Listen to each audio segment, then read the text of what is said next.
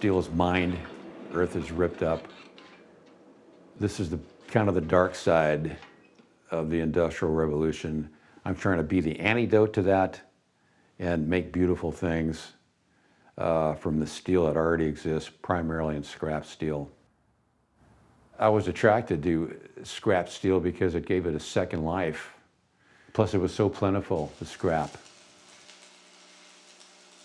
To describe metal, in my case, steel in particular, that's mostly what I work with. I don't work with the non-ferrous metals. That would be aluminum, copper, for instance. Those are wonderful metals. I don't usually work with those. I work with steel. Steel is a product of iron. It's ubiquitous. It's all over the place. So steel is kind of a combination of being strong and sensitive at the same time.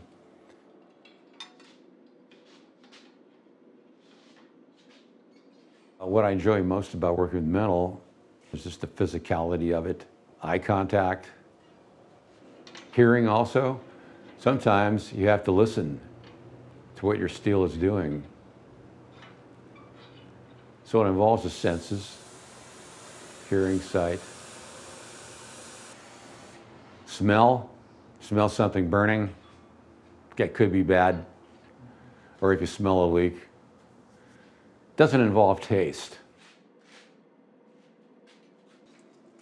The challenges that I had mostly in this, especially when I'm making functional projects like gates, is making sure it works. Much of what I do are sculptures which are less critical in terms of functionality. They don't necessarily have to work from a pragmatic standpoint. They do have to work in terms of viewing. That has to work for me personally, aesthetically. But as far as making practical items, things have to be precise. They have to work, like making a gate, for instance. Tables have to be functional. I call these things functional art. They're more than just functional, they're creative. And they're more than creative, they're also functional.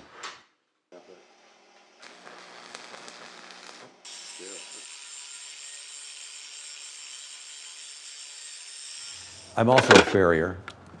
Early on, when I became interested in steel as a sculpture, I thought, well, this might be a good fit to learn how to shoe horses. I didn't have horses in my family background. I just liked them.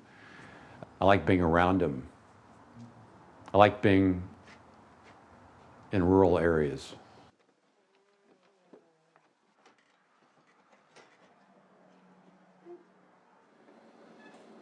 Horseshoes, for the most part, are steel.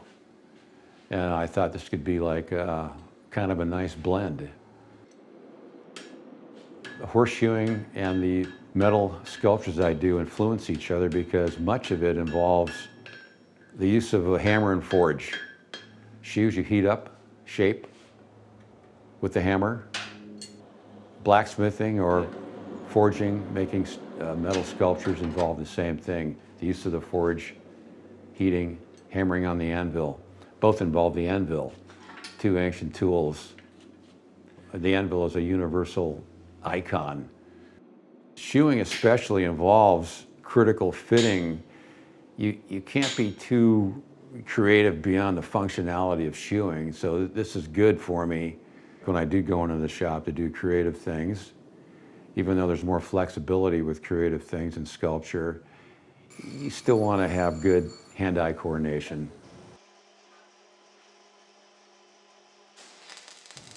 It could be dangerous if you're not careful. Safety is of paramount importance.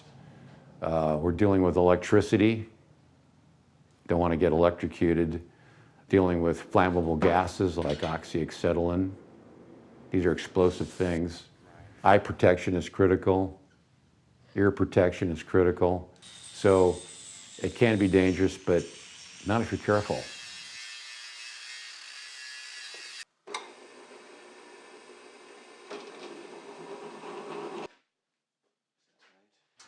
Why I do this is a question I have all the time, or have had.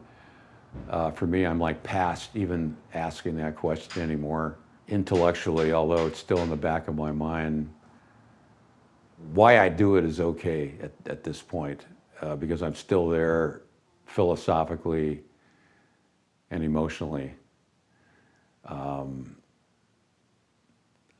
So to summarize that answer, I can only say I just like doing it.